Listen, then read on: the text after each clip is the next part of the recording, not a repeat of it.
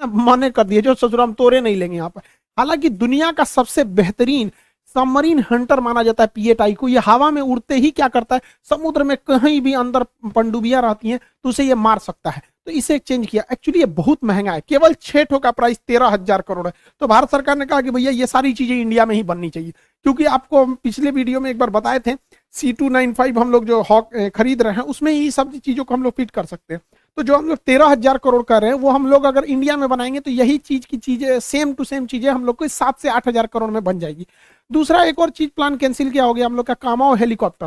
हालांकि ये बहुत बेहतरीन हेलीकॉप्टर है, ये भी सबमरीन हंटर है। इसके नीचे जो लगा होता है, ये लगा होता है रडार, ये नीचे से सबमरीन को पकड़कर डिटेक्ट कर लेता है सबमरीन कहां पर छुपी हुई है। लेकिन इसमें दिक्कत क्या था, काटसा एक्ट के तहत इसका इंजन सैफरॉन इंजन फ्रांस बना रहा था, तो अमेरिका ने फ्रांस को कह दिया कि तुम रूस को इंजन मत दो।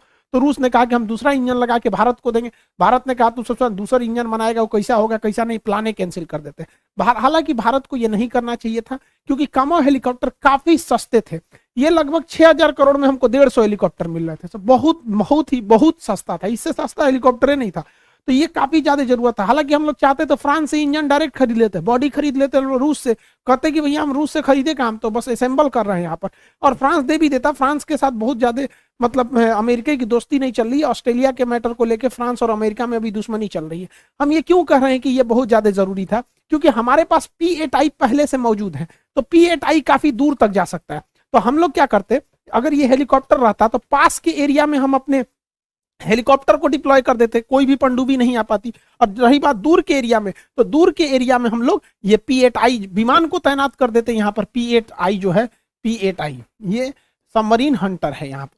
तो आपको क्या लगता है, हम लोग को ये ले लेना चाहिए? हालांकि भारत सरकार अभी इस पर विचार कर रही है, मेक इन इंडिया के तहत इसे बनाया जाएगा।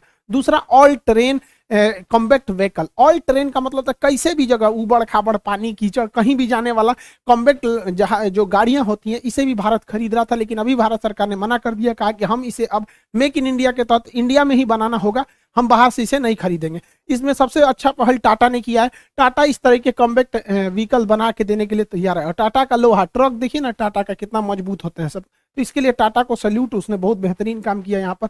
दूसरा, quick reaction surface to air missile. SAM का मतलब होता है सरफेस टू एयर मिसाइल, जहाज को मार के गिराने वाले को सैम कहते हैं। लॉन्ग रेंज रहेगा तो LR सैम रहेगा, मीडियम रेंज रहेगा तो MR सैम रहेगा। बस लॉन्ग रेंज है तो LR रखिए, सैम सब में रहेगा surface to air. Medium range है तो MR सैम हो जाएगा, शॉर्ट रेंज है तो शॉर्ट रेंज हो जाएगा। एकदम फटाक से हमला करने वाला था, quick response surface to air missile.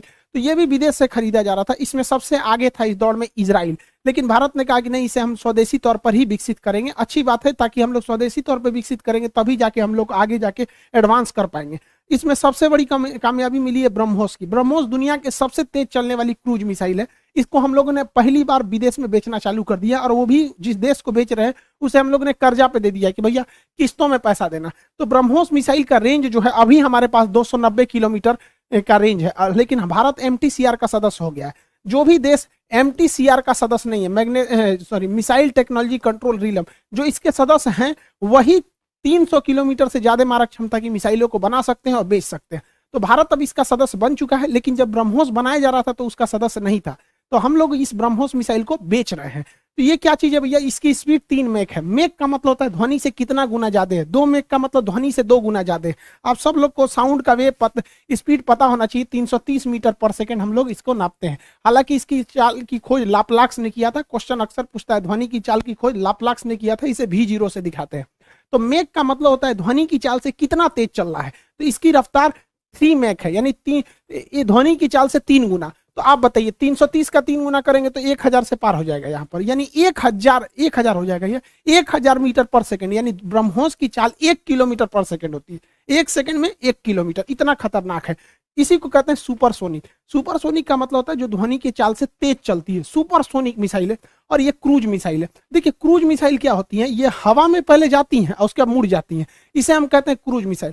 Cruise missile बहुत ज्यादा दूर तक नहीं जा सकती हैं, लेकिन इसका फायदा ये होता है कि ये 50 मीटर से नीचे रहती हैं, जिस वजह से इसे दुश्मन का रडार पकड़ नहीं पाता है। ये इतने कम ऊंचाई पे होती है, इसलिए पेड़ वाली मिसाइल कहते हैं, ट्री मिसाइल कहते हैं। दुनिया के किसी भी लड़ाई में सबसे ज्यादा काम आती हैं, तो यही वाली मिसाइलें काम आती हैं।